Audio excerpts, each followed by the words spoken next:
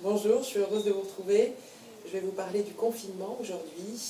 J'essaie de tourner en extérieur pour que peut-être vous puissiez entendre les oiseaux qui m'entourent dans mon quotidien. Bien sûr, il y aura d'autres bruits, mais peut-être entendrez-vous les perruches et les mouettes qui vont passer peut-être. J'entends des mouettes là. Je vais vous parler du confinement, le confinement 2. Le confinement 1, j'en ai parlé, je l'avais intitulé Le plomb du confinement et la perte de repères.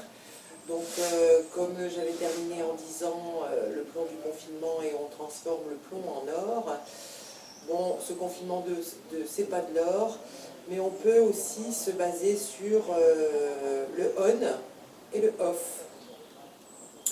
Le confinement 1 étant le on, on s'est mis sur un mode je découvre le confinement et ses traumatismes. Et puis le confinement 2, c'est le off, parce que là c'est vraiment trop, c'est énorme et ça ne peut pas ne pas sauter aux yeux.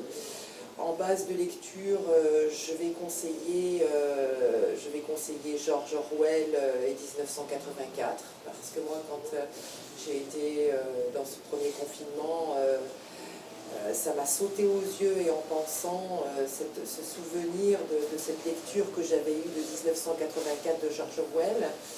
Et puis je vous conseille vivement, et c'est rigolo, j'ai refait des lectures d'Hannah Arendt en 2018, tellement cette société déjà était dans une évanescence profonde. Je vous invite donc à relire Hannah Arendt, et puis pour la parenthèse, je regardais, George Orwell est né en 1903 et Hannah Arendt est une personne qui est née en 1906. Ce sont des gens très proches l'un de l'autre. Bon, alors voilà. Qu'est-ce qui nous amène sur ce confinement 2? Ce que j'ai envie de mettre en rapport, en relation, c'est le poids du faible et le poids du fort.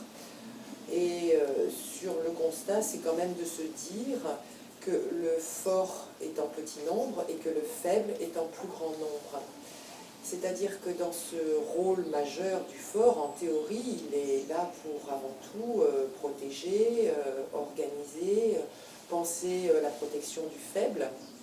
Je peux aussi vous renvoyer, je mettrai un lien sur un article de blog que j'ai écrit sur la Trinité pour parler de ces échanges au niveau beaucoup plus spirituel, bien sûr, sur les natures de la possession, de la puissance et de la jouissance, qui sont assez mis en relation aujourd'hui, mais enfin c'est toujours en relation dans notre quotidien.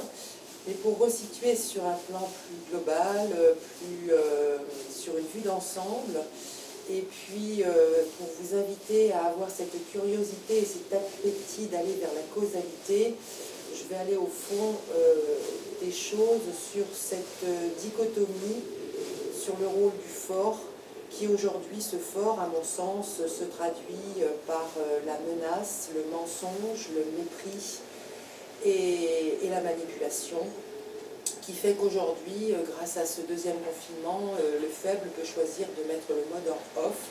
Et je vous invite pour cela à d'abord cesser d'écouter la télévision, parce que je sais qu'il y en a encore qui le font. Je rencontre des gens, moi j'ai plus de télévision depuis 15 ans déjà, et je m'en porte très très bien. Et puis j'ai envie de vous donner sous cette vidéo, ce sont des choix, mais ils ne sont pas exclusifs, des liens, et tournez-vous vers des gens qui sur YouTube postent des choses, ou des gens cherchent, des médecins exposent, expriment, des journalistes cherchent, se documentent, et je pense que c'est avec ces outils-là qu'il est possible de se composer et de se construire en idées, en pensées, en arguments et en direction. Donc je fais confiance à ces gens-là, je vous fais confiance aussi, j'avais besoin de témoigner pour pouvoir bien souligner cette nature du on et du off, et surtout avec ces pertes de repères, ces pertes d'échanges, de partage, de liens, d'humanité. L'individu ne se construit que s'il a un face-à-face, et la perte de nos libertés actuelles crée quand même de grands dommages sur la création de l'être et son esprit créatif. Donc aujourd'hui, cette vidéo, elle est là pour vous dire que j'ai de la peine, mais que je suis contente que nous puissions y réfléchir. Je vous invite à le faire et j'espère que nous serons de plus en plus nombreux dans cette direction de cœur et d'âme. Alors, trouvez des outils de pensée et puis partagez-les. On est tous différents. Vu que les faibles sont en plus grand nombre, on a tous des vérités.